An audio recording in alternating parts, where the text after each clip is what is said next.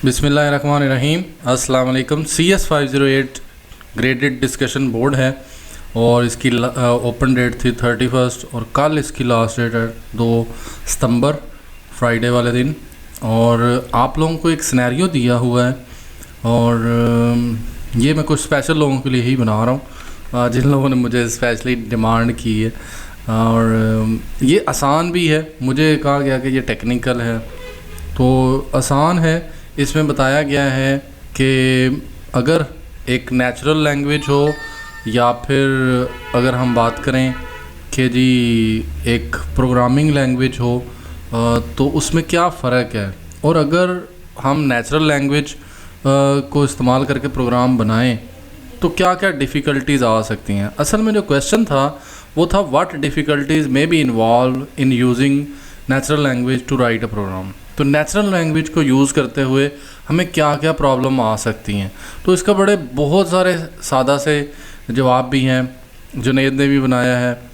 और major challenges of natural language अगर आप ये सर्च करेंगे, what are the problems with, तो कौन कौन से हैं। सिनोनिम की एक एग्जांपल मुझे बड़ी पसंद आई और हिमोनिम की कि जी लफ्ज़ जैसे रैन है तो I ran to the shop and because I ran out of milk. तो अब एक रोबोट को कैसे समझ आए कि एक रैन का मतलब है कि भाग के जाना और दूसरे रैन का मतलब है कि हमारे पास दूध ख़त्म हो गया। तो ये एक प्रॉब्लम थी कि अगर हम रोबोट को कहें कि I ran out to shop and because I ran out of milk, तो वो कैसे समझेगा। और एरर इन टेक्स्ट और स्पीच, वॉइस रिकॉग्नाइजेशन का इशू हमेशा रहा है। मेरे बहुत सारे लफ्ज़ होंगे जो आपको नहीं समझ आते क्योंकि मैं इस तरह बोलता हूँ।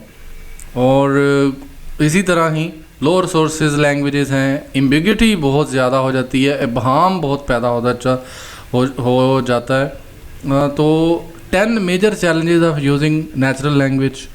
तो आई थिंक सो यहाँ से एनालिटिकल इनसाइट से बहुत सारे लोगों ने बनाया है और यहाँ पे इसका सलूशन पड़ा हुआ है। मैं नहीं आपको कहता कि यहीं से ही लें, आप इसको कहीं से भी पढ़ सकते हैं।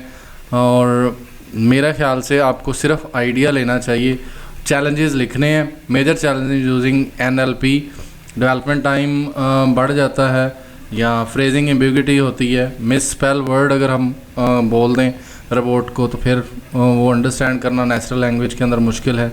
लैंग्वेज डिफरेंसेस जो दुनिया में हैं और ट्रेनिंग डाटा उस पर टाइम लगता है और ट्रेन करना होता है। और वर्ड्स विद मल्टीपल मीनिंग्स, ये ड्रामा सबसे ज़्यादा है। फ्रेज विद मल्टीपल इंटेंशंस, वही कि अगर आपने PK मूवी देखी है तो इसका मतलब ये होता है, इसका मतलब अगर काला सूट इसने पहना हो तो उसने, तो वो अगर आप इस तरह के मल्टीपल इंटेंशंस होते हैं। अगर मैं कहूँ कि भागो तो उसका मतलब रेस भी हो सकता है, और अगर मैं कहूँ भागो सांप आ गया तो देन वो इंटेंशंस वही लफ्ज़ है लेकिन uncertainty and false positive, keeping a conversation moving. और इसमें ये सारे पॉइंट्स लिखे हुए हैं, अगर आप इनको सही तरह स्टडी कर लें इनमें से कोई 1-2 पॉइंट्स आप लिख सकते हैं। Other than you can move to the next website. Medium के ऊपर बहुत सारी अच्छी बातें लिखी हुई हैं एग्जांपल्स के साथ, 5 चैलेंजेस।